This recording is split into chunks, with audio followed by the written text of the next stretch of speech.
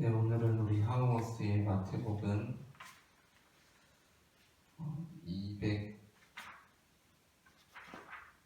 267페이지부터 270페이지, 267페이지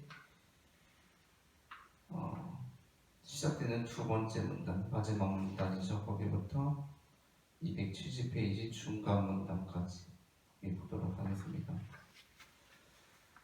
본문 내용으로 보면 마태복음 14장 후반문대 22절부터 36절까지입니다.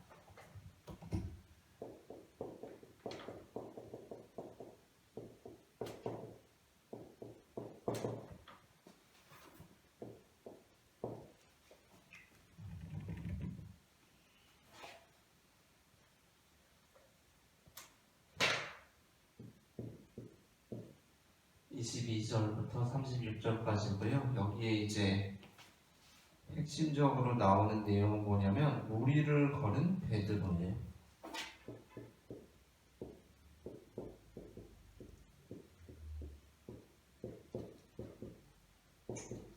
우리가 지난 시간에 보았던 것처럼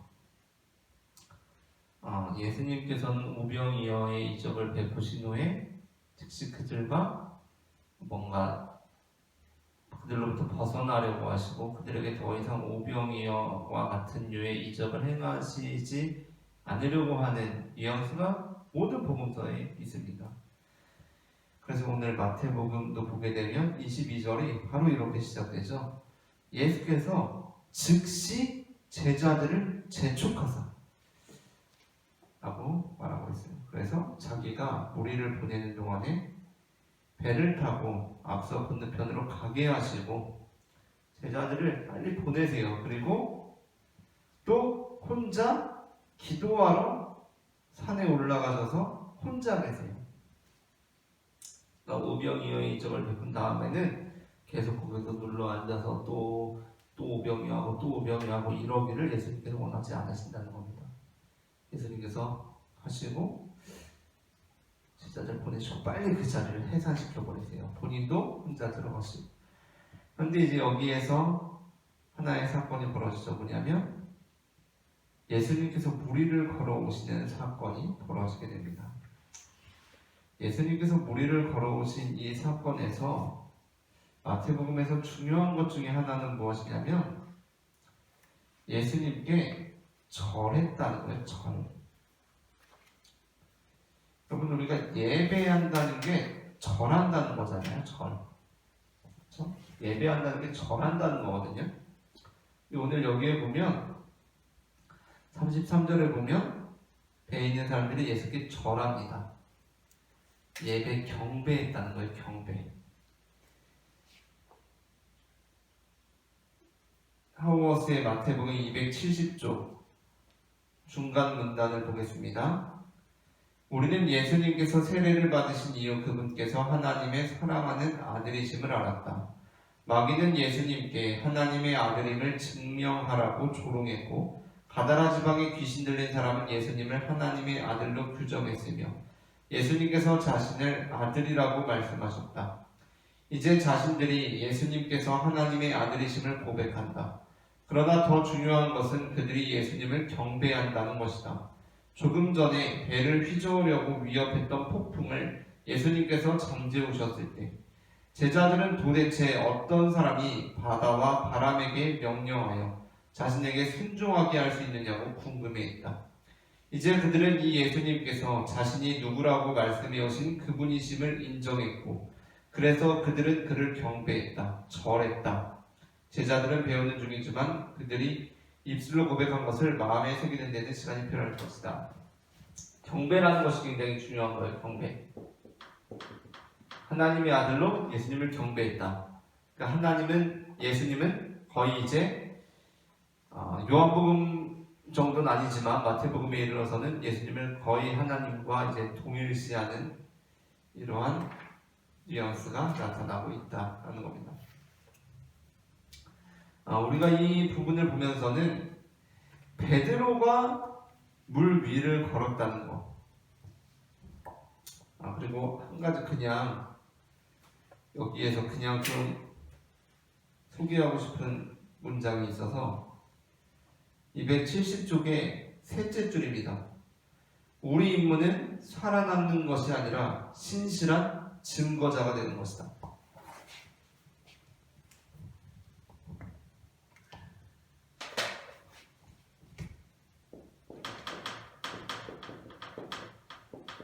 하우머스예요. 하우머스가 말입니다.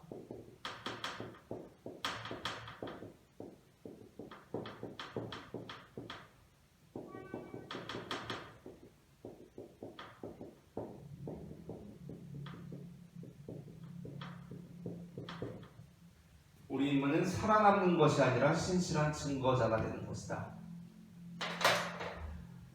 베드로가 예수님께 예수님 저도 오라고 한번 해주십시오 라고 이야기했고 예수님께서 와라 라고 하시고 베드로가 무리를 걸어가다가 두려워해서 빠지기 시작했고 예수님께서 그 베드로의 손을 붙들고 왜 의심하였느냐 라고 하시고 배에 다시 오르신 이 사건은 마태복음에만 나옵니다. 물론 마가복음과 요한복음에도 예수님께서 무리를 걸어오신 이 내용이 나와요. 그런데 특별히 베드로와 관련해서 이 베드로가 무리를 걸은 내용은 마태복음에만 나와요. 마태복음.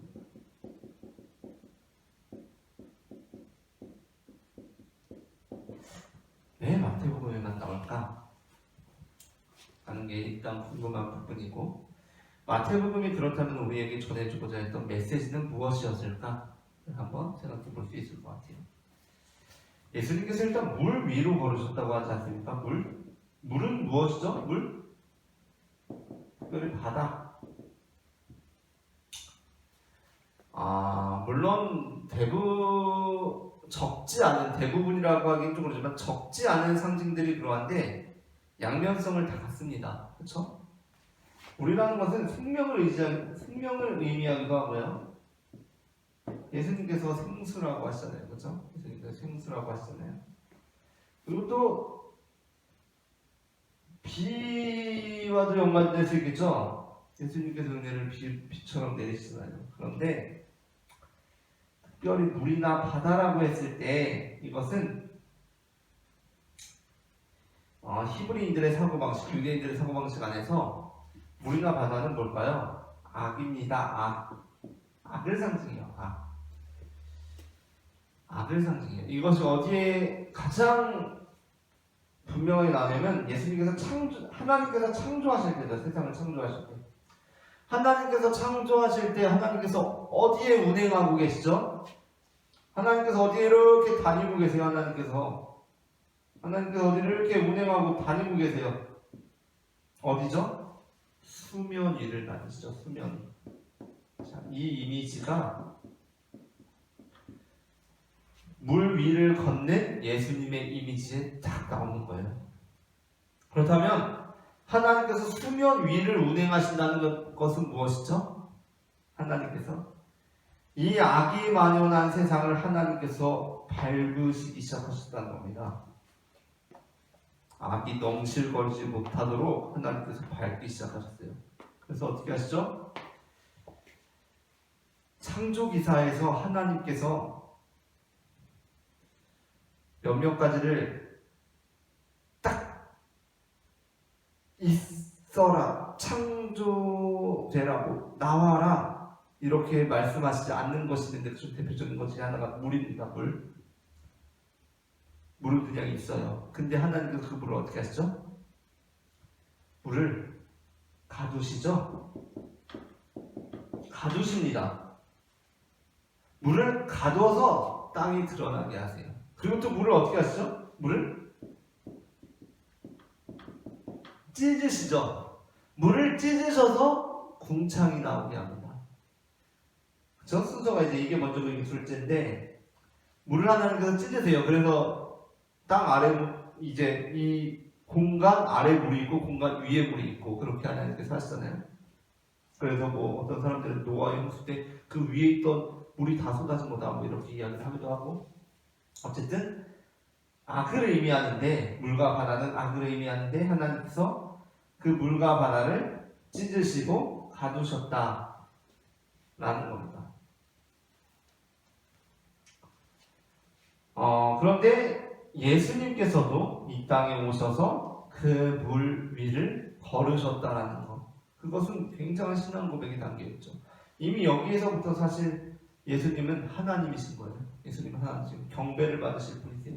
예수님께서는 경배를 받으실 분이시고, 그래서 경배를 하죠. 그런데 물이 바다라고 했을 때, 그래서 어떻게 해요? 예수님께서도 우리가 지금은 이제 그 어감이 좀 안 좋지만 사람 낚는 어부가 되게 계신다고 하시잖아요. 어부. 사실 물고기는 물에서 살아야 되거든요. 물 밖에 나오면 죽어요. 그렇죠? 근데 왜 그렇게 말씀하셨냐면 바다가 곧 악을 상징하기 때문이에요. 사람에게. 그러한 의미에서 이제 사람 낚는 어부라는 것도 우리가 이해를 해야 될 것 같고, 그런데 마태복음에는 베드로가 무리를 걷습니다. 그렇죠? 베드로가 무리를 걸어요. 이것이 암시하는 부분은 그러니까 상당하다고 할 수 있겠죠? 예수님만 무리를 걸으신 것이 아니라 베드로가 무리를 걸었다. 바다가 악이라고 한다면 배는 뭐라고 할 수 있을까요? 배. 보통 배는 교회를 상징합니다. 교회. 그러니까 예수님께서 예수님과 제자들이 풍랑 만났을 때 있잖아요. 이제 마태복음 앞전에 나왔었는데 풍랑을 만났을 때 배는 교회예요.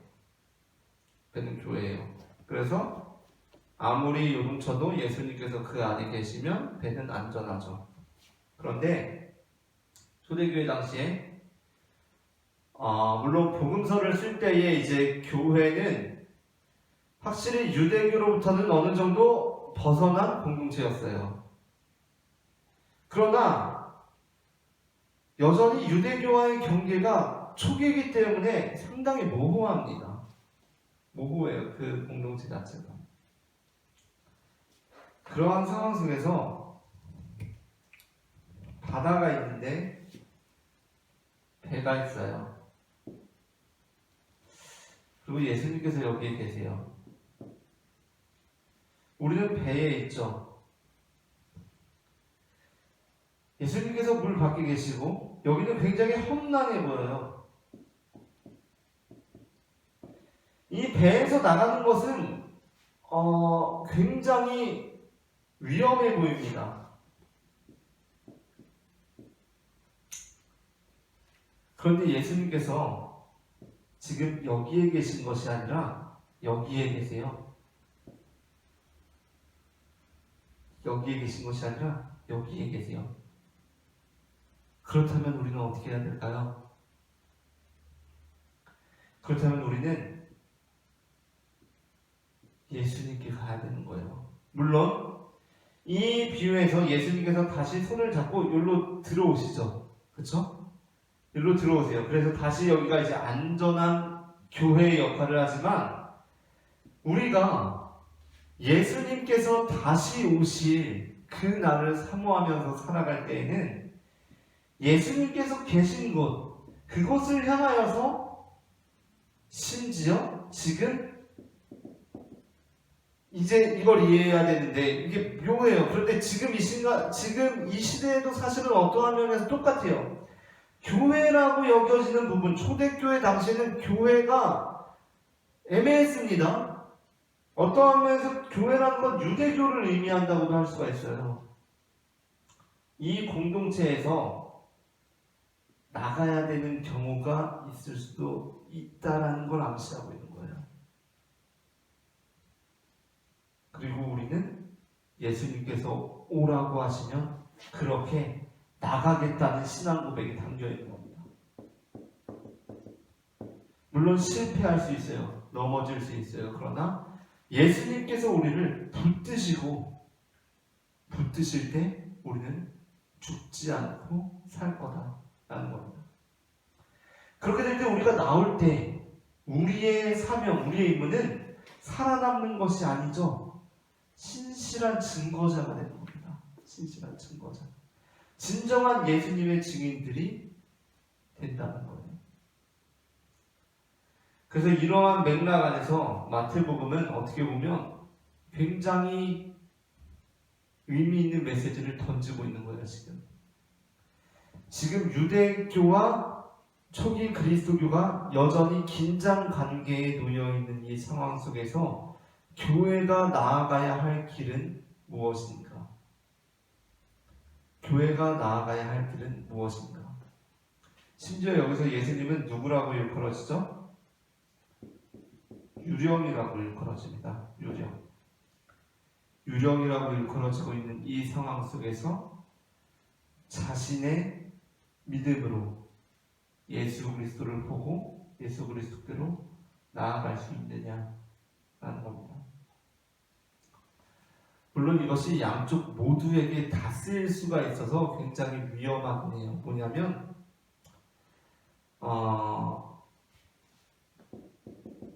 이단 사이비 일부 선교단체에서 주장하는 메시지들이 이와 비슷해요. 그렇죠? 자신들의 어떠한 메시아, 이게 세상은 그를 유령이라고 하지만 우리는 이 교회 안에서 이분을 바라보고 이 위험을 무릅쓰고도 바다 위를 걷는 자들이 되어야 한다라고 말할 수도 있기 때문이에요. 그러나 역으로도 또 가능하다는 거예요. 역으로도 또 가능하다는 겁니다. 지금 그곳에서 예수님께 나와야 한다. 위험을 무릅쓰고 나와야 한다. 이러한 양쪽의 메시지가 다 중요하다는, 다 가능하다는 것이고, 그러한 상황 속에서 우리가 올바른 길을 걸을 수 있도록 해야겠죠. 자, 오늘은 그래서 무리를 걸은 베드로를 통하여서 예수님께서 이 당시에 하나님과 물 위를 걷는 이미지를 통하여서 직접적으로 매치되었다는 것, 그리고 마태복음에만 나오고 있는 무리를 걷는 베드로, 이 메시지를 통하여서 마태의 공동체가 공고히 하고자 하였던 메시지는 무엇이었는가, 그것을 함께 알아봤습니다. 오늘은 여기까지 하고요. 다음에 또 뵙도록 하겠습니다. 감사합니다.